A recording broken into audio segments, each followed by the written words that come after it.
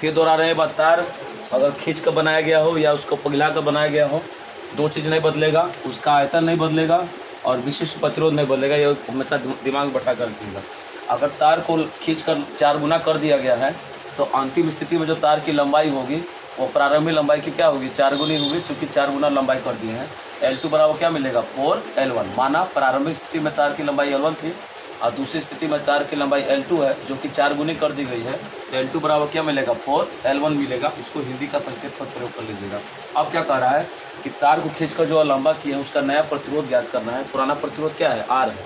जब पुराना प्रतिरोध R है, नया प्रतिरोध R2 होगा, तो हम लोग क्या करेंगे, एक चीज़ हम लोग लिखेंगे कि तार को खींच कर लंबा करें, चाहे उसको पिघला कर बनाए, तो तार का आयतन क्या होगा, आपस में बराबर होगा। तो आयतन का सूत्र होता है AL को 2 भाग में तोड़ दीजिएगा, A1L1 इक्वल टू A2L2। वहाँ से A2/A1 का वैल्यू या A1/A2 का वैल्यू निकाल लेना। L2 का वैल्यू रखने के बाद, काटने पीटने के बाद आपके बाद क्या बचेगा, A1/A2 बराबर कितना मिलेगा, 4।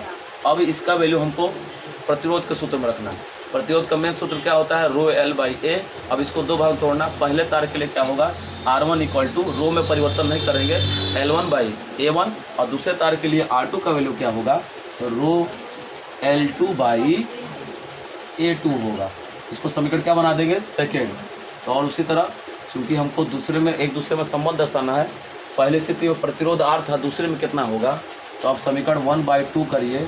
LHS का LHS से, RHS का RHS से, यह भाग देगा इसमें ऐसे, तो R1 लिखे नीचे क्या लिख देंगे, R2, और RHS का भाग RHS में करेंगे, ρL1/A1 और R2 क्या है, ρL2/A2। रो से रो क्या हो गया, कैंसिल। तो R1/R2 बराबर क्या मिला, पहले का गुणा चौथे में करेंगे, L1 इंटू A2 होगा, और दूसरे गुणा तीसरे में करेंगे, तो L2 पहले लिख दे रहे हैं, देख लो, और A1 बाद में, एक जगह सज जाए। अब मान रखेंगे R1/R2 बराबर, हमारे पास L1 का वैल्यू कितना है, L2 का मान रखो, आसान होगा। L1 छोड़ दीजिए, L2 का वैल्यू कितना हमारे पास है, 4L1 और इंटू A2/A1, समझिएगा, A1/A2 बराबर 4 है, तो A2/A1 का वैल्यू कितना होगा, 1/4 होगा। ये से क्या हो गया, कैंसिल हो गया। तो R1/R2 बराबर क्या मिला, 1/4 चौके 16, इसका इसमें 13 गुणा करा देना। तो R2 बराबर R2 एकम R2 और 16 एकम 16 R1। इसका अर्थ क्या है, इसको हिंदी में क्या लिखेंगे, अर्थात जो दूसरा प्रतिरोध है, दूसरे तार का प्रतिरोध, इसको हिंदी में कैसे लिखेंगे, R2 इक्वल टू 16 R1। दूसरे तार का प्रतिरोध पहले तार के प्रतिरोध का क्या है,